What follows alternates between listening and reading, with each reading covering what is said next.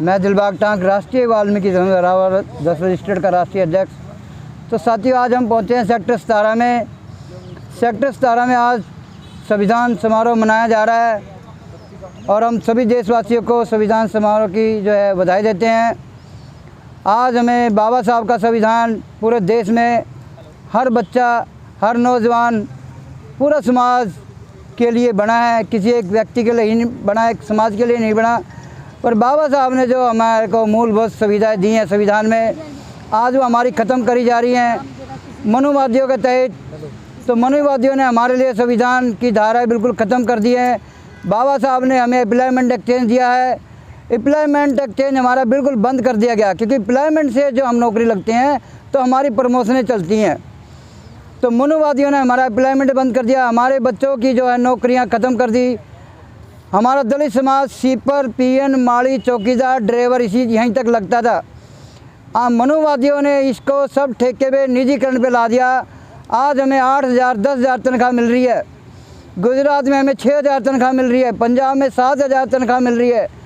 चंडीगढ़ में 15,000, 16,000 में हमारा गुजारा नहीं होगा। और यूपी के अंदर इतना बुरा हाल है हमारे समाज का कि हमें 3,000 तनख्वाह मिल रही है। वहाँ पे जो पक्का लगा है, मुसलमान लगा है, गुज्जर लगा है, जाट लगा है, वो हमारे लोगों पर धक्के से गांव की सफाई करवा रहे, झाड़ू लगा रहे। 3,000 तनख्वाह मिल रही है। तो साथियों, हम इस देश को और इस भारत में जितना भी वाल्मीकि समाज है या दलित समाज है, हम उनको एक की बात करते हैं।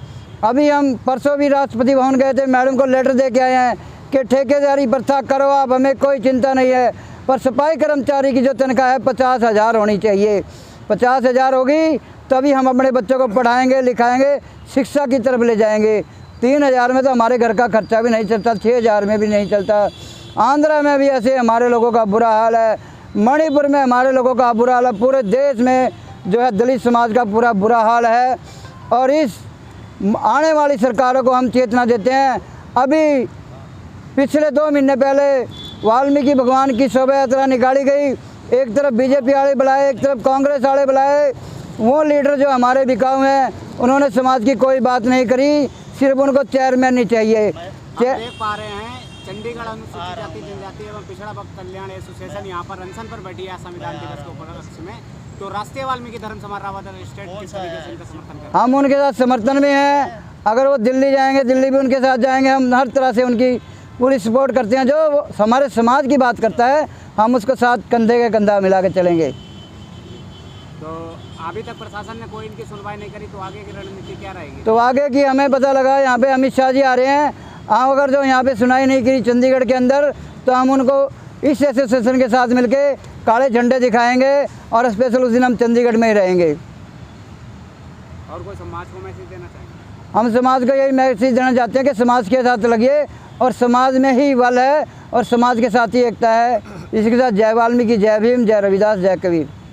आज कुछ महिलाएं भी बैठी हैं, तो आइए जानते हैं उनका नाम और परिचय के साथ। वो आज यहाँ पर किस लिए?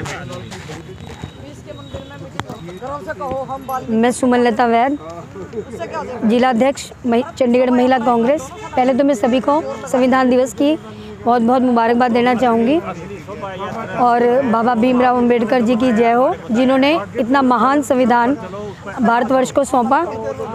आज हम संविधान दिवस को मनाने के साथ साथ एक और चीज़ देख रहे हैं कि जो दलित उत्पीड़न हो रहा है चंडीगढ़ में भी और देश में भी हो रहा है, उसके खिलाफ आवाज़ उठाने के लिए हम यहाँ एकत्रित हुए हैं। ये एक सांकेतिक अंशन है जो सरकार को दिया जा रहा है, और ये जितने भी कार्य दलित उत्पीड़न के, आरक्षित समाज के खिलाफ, रिजर्व्स के कैंडिडेट्स के खिलाफ जो चल रहा है, इस सब के खिलाफ हम कार्य करते रहेंगे।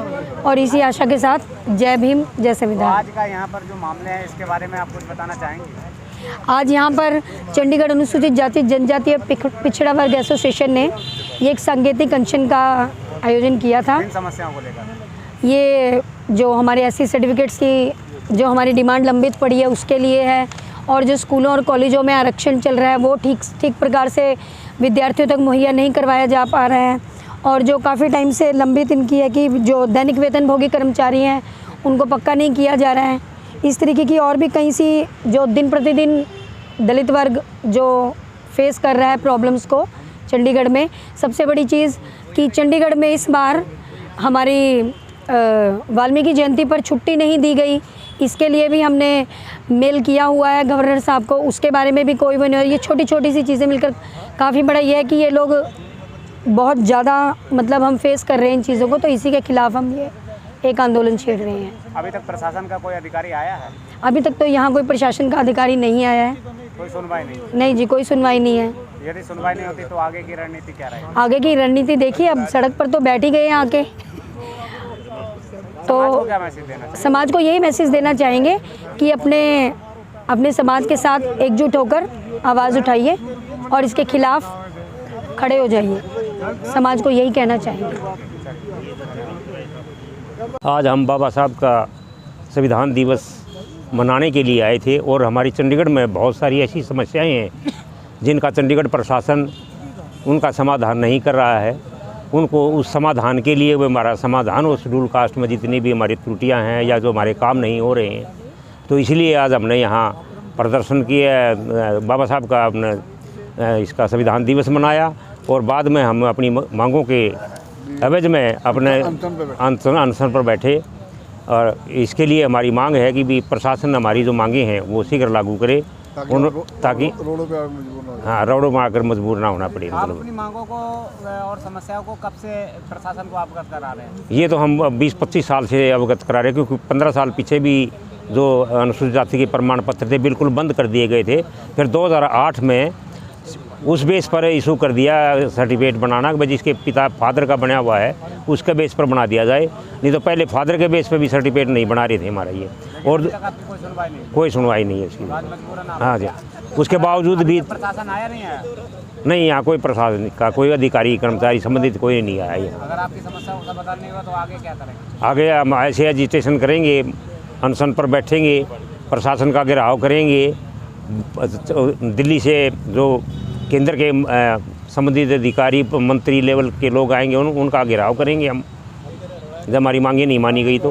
समाज को कोई मैसेज देना चाहेंगे? समाज को तो हमारा यही मैसेज है कि आज यहाँ सभी इकट्ठे हैं, इकट्ठे होकर के आएंगे। आज उनको डरा दिया गया है कि किसान आंदोलन है, पेपरों में छापा गया है, जिसकी वजह में कुछ हमारे समाज के लोग इसमें इतने उपस्थित नहीं हुए जितनी हम यहाँ सोच रहे थे कि यहाँ काफ़ी जनसंख्या हम लोग आएंगे यहाँ, लेकिन उसकी वजह से अब यहाँ पुलिस का पहरा है और किसानों का आंदोलन है या किसी को घुसने नहीं देंगे, ये ऐसी इस प्रकार से लोगों को डराया गया है। धन्यवाद।